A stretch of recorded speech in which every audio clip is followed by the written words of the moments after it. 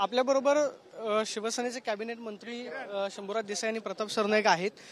Sir, अर्थसंकल्पामध्ये अशी चर्चा आहे की अर्थसंकल्पामध्ये भाजपच्या मंत्र्यांना जे आहे पहिल्या क्रमांकावरती जे आहे निधी मिळाला, दुसऱ्या क्रमांकावरती अजित पवारांचे राष्ट्रवादी आणि तिसऱ्या क्रमांकावर शिवसेनेचे मंत्री आहेत. विभागवार समतोल जो आहे तो निधी वाटपामध्ये मिळत नाही, त्यामुळे एक दुसपूत जे आहे. साहेब, निधी मिळताना पक्षनिहाय निधी मिळत नाही. जे विभाग आहेत त्या विभागाच्या ज्या मागण्या आहेत त्या विभागांचा जो स्पिल ओव्हर आहे, ह्या सगळ्या गोष्टींचा विचार करून अर्थसंकल्पीय निधी तरतूद केली जाते. आणि रेग्युलर अर्थसंकल्पामध्ये निधी दिला म्हणजे परत पुढे निधी मिळणार नसते असं नाही. 2 पुरवणी मागण्या येणार आहेत. पावसाळी अधिवेशनामध्ये 1 पुरवणी मागणी येणार आहे, हिवाळी अधिवेशनामध्ये 1 पुरवणी मागणी येणार आहे आणि शेवटची पुरवणी मागणी ही मार्च 2026ला येणार आहे, म्हणजे पुढचं आर्थिक वर्ष सुरू व्हायच्या अगोदर. त्यामुळे असं काही समजायचं कारण नाही की ह्या डिपार्टमेंटला ज्यादा पैसे दिले, त्या डिपार्टमेंटला कमी पैसे दिले, ज्यादा पैसे दिलेलं डिपार्टमेंट अमक्या पक्षाचं आहे, कमी पैसे दिलेलं डिपार्टमेंट तमक्या पक्षाचं आहे, असं काही नाही. निधी ज्या ज्याप्रमाणे रिक्वायरमेंट आहे, ज्या ज्याप्रमाणे उपलब्ध स्रोत आहेत त्या सगळ्याचा अंदाज करून प्राधान्यक्रम ठरवून निधी वितरित केला जातो. त्यामुळे महायुतीमध्ये एक अंतर्गत जे आहे ते दुसपूस वाढेल असं नाही, बिलकुल नाही. काल एकनाथजी शिंदे साहेबांनी सरळ सांगितलं, आमच्या तिघांच्या मध्ये म्हणजे त्यांच्यामध्ये, फडणवीस साहेबांच्या मध्ये आणि मान्य अजितदादांच्या मध्ये, आमच्या तिघांच्या मध्ये कितीही जरी प्रयत्न झाला एकमेकांच्या मध्ये दुसपूस निर्माण करण्याचा, गैरसमज निर्माण करण्याचा, असा आमच्यात होणार नाही. आम्ही एकत्र काम करू, हे काल मान्य एकनाथजी शिंदे साहेबांनी स्पष्ट केलेलं आहे. आदित्य ठाकरेंनी एकनाथ शिंदेंच्या जो न्यू महाबळेश्वरचा ड्रीम प्रोजेक्ट आहे त्याला विरोध केलेला आहे. त्यांनी पंकजा मुंडेंची भेट घेतली की पर्यावरणाचा ऱ्हास जो आहे तो मोठ्या प्रमाणावरती होतो.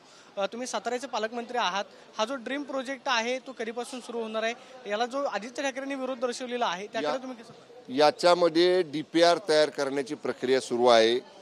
महाराष्ट्र राज्य रस्ते विकास महामंडळ ही यंत्रणा त्याचा DPR तयार करते आहे आणि माननीय एकनाथजी शिंदे साहेबांच्याकडं तिथं स्थानिक लोकांनी मागणी केली की महाबळेश्वर, पाचगणी आणि तापोळा ह्या 3 ठिकाणांपुरतं कंजेस्टेड झालेलं आहे.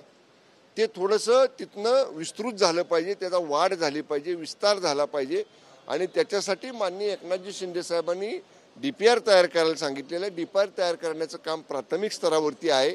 एकदा MSRDC त्याचा DPR तयार करेल, जिल्ह्यातल्या सगळ्या आमदार खासदार मंत्र्यांना तो दाखवेल आणि मग त्याच्यामध्ये लोकांची सुद्धा सजेशन्स ऑब्जेक्शन्स आम्ही घेऊ. लोकांच्या काय हरकती असतील तर त्याचाही विचार करू. पण शेवटी महाबळेश्वर, पाचगणी, तापोळा या ठिकाणी असलेलं कंजेशन जे आहे ते थोडंसं कमी करण्याचा प्रयत्न केला पाहिजे. आपण जर पीक पिरियडमध्ये बघितलं तर 4-4 तास लागतात, म्हणजे वाईवरनं किंवा पाचगणीवरनं महाबळेश्वरला पोचायला.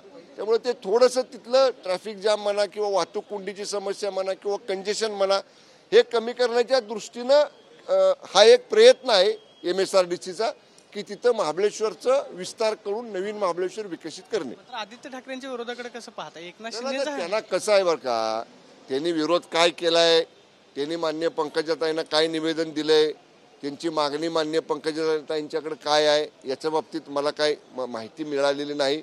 मी मान्य पंकजाताईंच्या बरोबर सुद्धा त्याच्या बाबतीतली चर्चा करेन आणि नेमकं त्यांची हरकत काय आहे, ह्या प्रकल्पाला काय हरकत आहे हे सुद्धा आम्ही समजून घेऊ. ओके, की या प्रकल्पाला नक्की आदित्य ठाकरेंचा विरोध का आहे, जी हरकत आहे ते आम्ही पंकजा मुंडे यांच्याकडून समजून घ्या आणि त्यावरती प्रतिक्रिया शंभूराज देसाईंनी दिल्यास पाहायला मिळते. Camera person Manish Sonvi, Pradeep Kapse, TV9 Marathi, Mumbai.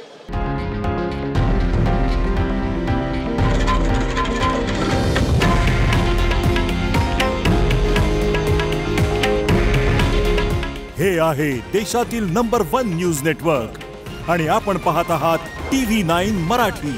काळजी तुमची, हित महाराष्ट्राचं.